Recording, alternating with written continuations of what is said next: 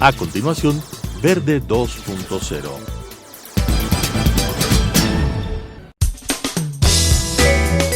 Clasificación A.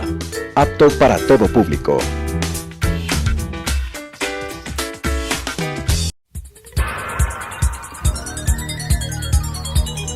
Las opiniones vertidas en este espacio por la producción y dirección del programa son de exclusiva responsabilidad de sus autores y de quienes intervienen en ellos.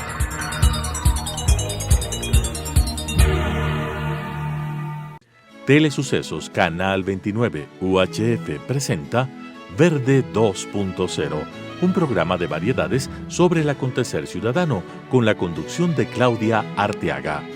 Verde 2.0.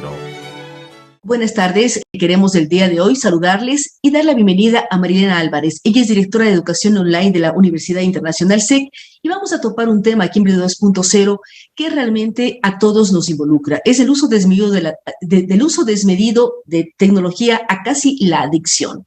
¿Qué es recomendable aplicar en una dieta digital, Marilena, a muchas personas cuando vemos que cada vez en el Ecuador y en el mundo entero todo el tiempo estamos conectados de una u otra manera, ya sea el WhatsApp, ya sea la computadora, pero pasamos viendo algún aparato tecnológico digital, tratando de informarnos, tratando de trabajar en muchos casos, pero ya los límites están sobrepasando cualquier medida? Así es, muchísimas gracias, Claudia, por el espacio. Creo que el término que he utilizado es uno de los términos que deberíamos empezar a incluir dentro de nuestro discurso familiar, social, incluso de trabajo, que es la dieta digital, ¿no? La dieta de la conexión. En parte, la conexión arranca por necesidad, por superación de problemas, arranca también por estructura social, por incluso la necesidad de la persona de sentirse parte de un conglomerado, de un grupo. Sin embargo, también ha sido, pues, evidentemente, parte de la necesidad de llevar adelante el trabajo, de llevar adelante posibilidades de estudio, que está muy bien. Sin embargo, no tenemos un control y no tenemos de alguna manera tampoco un control del efecto o un control del tiempo, o un control de los resultados, si usted quiere, de qué estamos originando nosotros con esta conexión. Si es que lo hablaríamos desde ese punto de vista, pues evidentemente tendríamos que tener control del tiempo de conexión, control del tipo de contenido que estamos nosotros, al cual nos estamos enganchando, control del tipo de redes sociales a las cuales nos estamos enganchando. Una red social online como Facebook, Instagram, etcétera, nos lleva a conectarnos a una red social real, pero pues muchos de nosotros no vamos más allá, no tenemos, por ejemplo, un real networking con las personas con las que estamos realmente conectados, no tenemos incluso una amistad real, muchas veces no tenemos realmente una conexión con estas personas que son parte de nuestra red y que están viendo también parte de nuestra vida o están siendo parte de alguna manera de lo que estamos publicando, compartiendo. Y adicional a esto están redes que generan resultados de aprendizaje. La más visitada, por ejemplo, dentro del informe en general de perfil de usuarios, por ejemplo, que se presentó para el 2021, está la red más usada Facebook y la más buscada como YouTube. Eso evidentemente nos da la idea. Es para el caso ecuatoriano, es verdad. Claro, por supuesto, para Ecuador. Entonces, esto nos marca ya, digamos, varios temas que tocar. Entre esos, la calidad del contenido, la cantidad de tiempo de desconexión y los resultados que esto nos está ofreciendo o está materializando, digamos, en nuestra vida y en nuestras relaciones. Ahora, si la red social más visitada, usada en tiempo es Facebook, ¿qué enseñanzas deja? O sea, no es solamente el ver la parte social, el ver quién se casó, la fiesta de la vecina, la fiesta donde todos fuimos, las vacaciones de alguien más. O sea, ¿cómo mirar la calidad del contenido que estamos adquiriendo? Y lamentablemente, si uno diría, uno si deja de ver redes sociales, baja de peso, seguramente nos darían caso.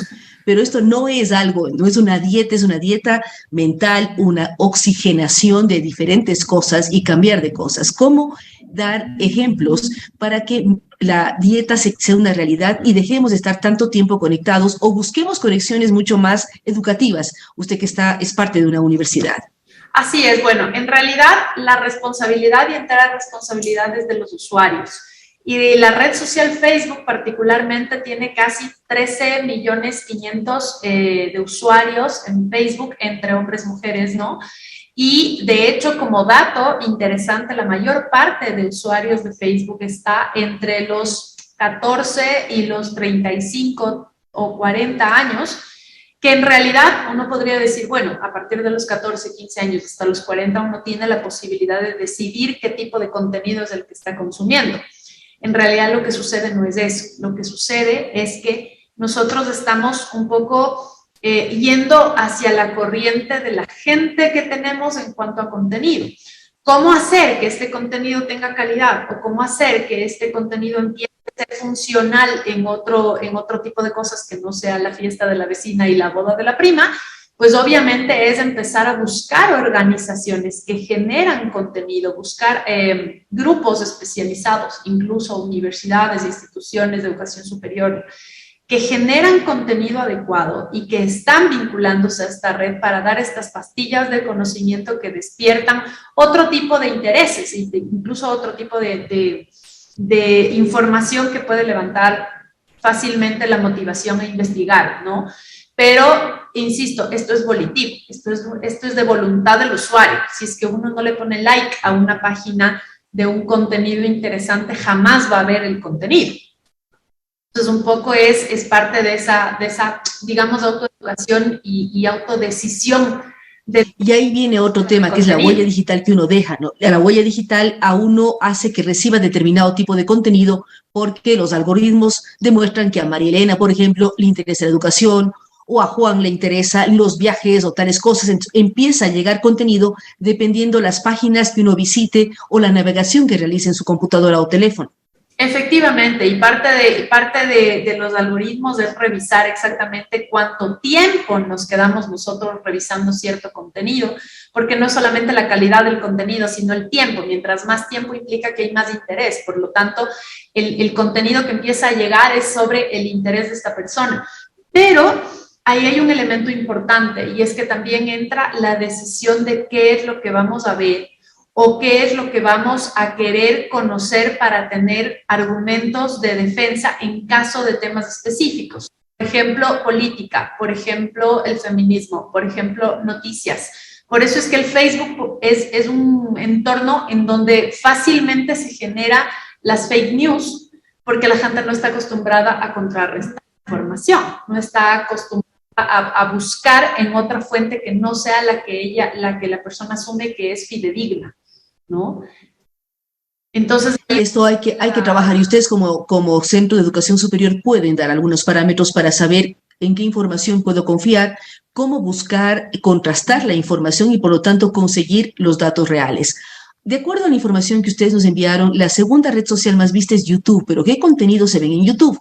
Porque en YouTube usted puede encontrar documentales extraordinarios, clases magistrales de los TED Talks y todo lo que uno quiera buscar, pero también encuentra otro tipo de contenidos. ¿Cómo entender lo que estamos viendo los ecuatorianos? Bueno, en realidad en YouTube lo que más podemos revisar es contenidos educativos en su más alto porcentaje, pero no nos aseguramos que todos los contenidos educativos sean de calidad, es decir, estén generando al estudiante o a la persona que busca un resultado de aprendizaje real. Pero también ha sido una red que nos ha permitido, digamos que superar esta parte de enseñar la herramienta. Le hablo desde el punto de vista de universidad o de institución en general de educación. Nosotros ya no deberíamos pensar como institución de educación en enseñarle a usar una herramienta. Por ejemplo, enseñarle a usar Adobe Illustrator. Ya no deberíamos enseñarle a usar Photoshop, porque en realidad hay tantos tutoriales, videos tutoriales de buena calidad, de mala calidad, de ejemplos, de cosas, que en realidad lo tienen a la mano. Es parte del tener educación abierta, gratuita. Claro, en donde va desde el manejo de una red social hasta el cómo hacer una receta de cocina. Todos en la pandemia consultamos YouTube para ver cómo se hace un platillo que queríamos hacerlo. Correcto. Ahora, el tema es qué es lo que vamos a hacer con eso. Y un poco las instituciones de educación estamos llamadas a enseñar estrategia, a enseñar pensamiento crítico, a enseñar a aplicar conceptos materializados en esa herramienta, no necesariamente ya usarla, porque ya va a ser fácilmente, digamos que transmitible esa información de cómo usar estos elementos. Ahora, el YouTube también presenta contenido atractivo, pero también contenido de entretenimiento. Hay muchas personas que buscan de Betty la Fea hasta recetas de cocina. O canciones de moda o cantantes de hace años, todo está en YouTube. De hecho, hace 5 años, por ejemplo, hay un estudio en Latinoamérica que decía que la mayoría de las organizaciones, estábamos hablando de casi el 80% de organizaciones, tenían bloqueado el YouTube como una red dentro de sus organizaciones por política. Ahora, ¿qué sucede? La mayoría de las organizaciones no la puede bloquear. Primero, porque es una fuente de información y segundo, porque es una fuente de entretenimiento que obviamente se autorregula por el usuario.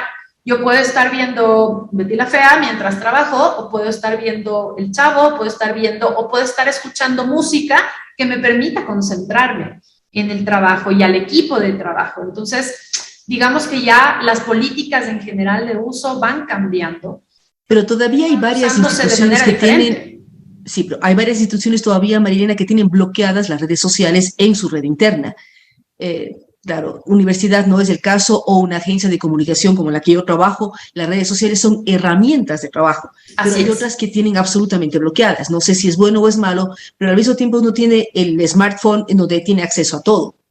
Exactamente, claro. Bueno, las políticas de las organizaciones en general llevarán una a profundidad de qué es lo que está generando como resultado. Nuevamente vuelvo a lo que había comentado al inicio. Es importante valorar el resultado. Si es que esto es una herramienta de trabajo, si es que esto está ayudando a que el equipo se conecte, si es que esto está ayudando de alguna manera a que exista un resultado palpable o materializable, pues está muy bien. Caso contrario, las organizaciones toman la decisión. Pero claro, están los smartphones y los smartphones son un arma de doble filo. Porque si bien es cierto, se vuelven herramienta de trabajo, se vuelven herramienta de conexión, también se vuelven una herramienta de adicción, que es posiblemente el problema que estamos viendo a todo nivel, en todo grupo, en toda estructura. Y eso, en parte, ha sido también, digamos que un poco más fomentado por la pandemia. Evidentemente, en la pandemia necesitábamos activar nuestro correo electrónico porque no estábamos todo el día. Y el correo electrónico ahora suena hasta las 11 de la noche y las personas no pueden o no tienen la capacidad de desconectarse. Ahora posiblemente la campaña es al revés, no es una campaña de conexión y de responsabilidad, sino es una campaña de desconexión y de control del tiempo para estar conectado a lo que debería estar, es decir, un poco una campaña de prioridades. Y en y ahí entramos a la dieta digital que usted nos decía. ¿Cómo en esta dieta digital priorizar? ¿Qué es prioritario y qué no? O sea, el ejemplo que usted nos pone, los correos electrónicos llegan a cualquier hora del día de la noche. Los WhatsApp, que también son herramienta de trabajo, sobre todo en América Latina, también llegan de noche y de día, no hay hora. ¿Cómo saber qué respondo, qué no respondo, cuándo me conecto y cuándo me desconecto? ¿Cómo tener una dieta acorde para que nuestro organismo, nuestra familia y todo el entorno funcione adecuadamente sin depender de tecnologías? Bueno, lo primero es el resultado. Si nosotros estamos trabajando en una organización de servicios, por ejemplo, es lo lógico que tendríamos que estar pendientes a algún canal. Lo ideal sería controlar el canal. Si el WhatsApp, por ejemplo, es un canal maravilloso para tratar equipos, para llevar adelante temas urgentes, para mantener informadas a las personas, pero también debería tener una política de uso. Si no la tenemos, es momento de tenerla. El otro tema prioritario también es darle tiempo a otro tipo de actividades que permitan que tengamos una variedad durante todo el día para poder incluso fomentar la socialización. Estamos perdiendo la socialización por tener socialización digital. Entonces, no tenemos conversaciones, no tenemos cenas en familia, no tenemos espacios de dispersión con la familia, y familia ampliada, ¿no? Tampoco tenemos mucho contacto con primos, tíos, etcétera. Y parte de eso es colocar prioridades como familia. Ahora, eso no significa necesariamente que nos vaya a funcionar, porque nuevamente dependemos de la voluntad del usuario. ¿Qué es lo que puede suceder con chicos más pequeños? Es control del tiempo, control de las conexiones, bloqueos de páginas, un poco más agresivo, incluso una voluntad de ponerle al celular en el modo avión durante la noche, si es que no, evidentemente si la profesión o en general en lo que trabajan se lo permite. De médicos, por ejemplo, es lo lógico que tienen que estar enganchados, ¿no? Que tengan una llamada de emergencia a la madrugada es un poco lo lógico. Pero en otros temas, otro tipo de profesiones, otros entornos, no es necesario. Sin embargo, muchas de las personas se duermen con el celular y lo tienen en alerta y lo tienen en volumen. Cuando ya empiezan a llegar los mensajes a medianoche, es casi imposible no conectarse, porque somos seres que reaccionan ante una acción. Entonces, normalmente si vemos las alertas de los botoncitos rojos en WhatsApp, en Instagram, etcétera, es casi imposible no tener esta reacción de abrirlo para ver qué está sucediendo. Muchas de las personas tienen ya esta adicción de revisar y no tener notificaciones pendientes, por ejemplo, y ya se valora. Ahora, la pregunta, Marilena, sería cómo romper esa adicción. Cómo empezar a tener nuevos hábitos, que la pandemia en un momento dado nos obligó a todos a conectarnos más tiempo, pero al mismo tiempo nos ha abierto otras posibilidades. El teletrabajo es buenísimo para quienes somos amas de casa o quienes tenemos otro tipo de temas en su propio hogar, nos ha ayudado muchísimo. Pero cómo ir generando ya límites y frenos y cómo generar nuevos hábitos. Bueno, los nuevos hábitos se generan con planificación y se generan con, digamos, repetición de las nuevas políticas, si quiere, de las nuevas políticas de comportamiento. Y debería haber políticas de comportamiento para todo y para todos, para horarios de trabajo, para actividad en los WhatsApps de trabajo o de estudio o de los niños o lo que sea. Debería haber políticas de uso incluso de la cantidad de horas adecuadas de acuerdo a la edad que tenga la persona que se va a conectar. Y además no solo eso, sino verificación de resultados. Es decir, si estamos conectados 3 horas a un juego de video, bajarle al juego de video, pues, por supuesto, y buscar otro tipo de entretenimiento que genere un resultado y que permita de alguna manera desconectar de este mundo virtual, avatar, etcétera, para llevarlo hacia el interés hacia otro lado. Que ya un niño tenga un interés de ver un documental de animales y que quiera desconectarse voluntariamente ya es un avance, pero insisto en que la dieta digital va a necesitar primero constancia y segundo una planificación y un acuerdo, muchas veces un acuerdo familiar de que el teléfono pues esté fuera de los dormitorios, una cosa. O fuera de la mesa de comida. O fuera de la mesa de comida, que es algo que ya se ha venido implementando y que sí cuesta, ¿no? Porque además hasta los mismos papás les decimos no se conecten, pero nosotros también estamos enganchados al teléfono.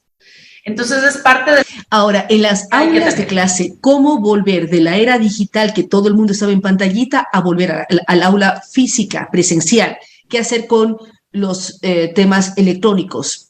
Bueno, ahí hay un elemento importante que es que vamos a volver a la presencialidad, pero la pandemia nos obligó de alguna manera a hacerle un juicio a la educación tradicional. Y esto ha obligado también a los profesores que aprendan herramientas digitales que les permitan enganchar a los estudiantes y entender cómo ellos están ahora aprendiendo. Tenemos audiencias mucho más visuales, tenemos audiencias que quieren información interactiva, que quieren información rápida, fácil de digerir, y las herramientas digitales nos ayudan a esto. ¿Cuál es la conclusión? Pues simplemente que la educación sí va a volver a la presencialidad y que en su momento la tecnología será un aliado, ya no será un enemigo, ya no será prohibitivo. Es preferible que mi estudiante esté conectado a una herramienta digital que le ayude a fomentar el conocimiento a que esté conectado a una red social y que realmente no esté en clase, aunque esté presencialmente, no está ahí. Entonces, hay muchísimas herramientas de evaluaciones, de juegos, la gamificación ayuda muchísimo, y no solamente eso, sino de la presentación misma del contenido, que ya herramientas digitales permiten que hasta los estudiantes ya ni siquiera tomen apuntes, pero sí estén conectados a adquirir ese conocimiento realmente. Es decir, hay muchas cosas positivas también. Queremos agradecer, amigos de Verde 2.0 y de Telesucesos, la presencia de Marilena Narváez. Ella es quien lidera la educación online en la Universidad Internacional SEC, una educación que cada vez todos tenemos que aprender, todos tenemos que estar pendientes, porque la única forma de ser un ciudadano del siglo XXI es con aprendizaje permanente y continuo. Así es que muchísimas gracias, Marilena, por esta interesante charla sobre la dieta digital. Gracias a ustedes que nos acompañaron aquí en Verde 2.0. Nos vemos en una semana más.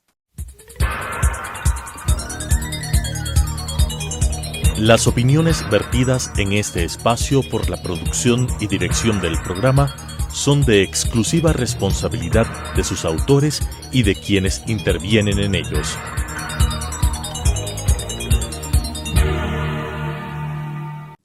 Telesucesos Canal 29 UHF presentó Verde 2.0, un programa de variedades sobre el acontecer ciudadano con la conducción de Claudia Arteaga. Verde 2.0.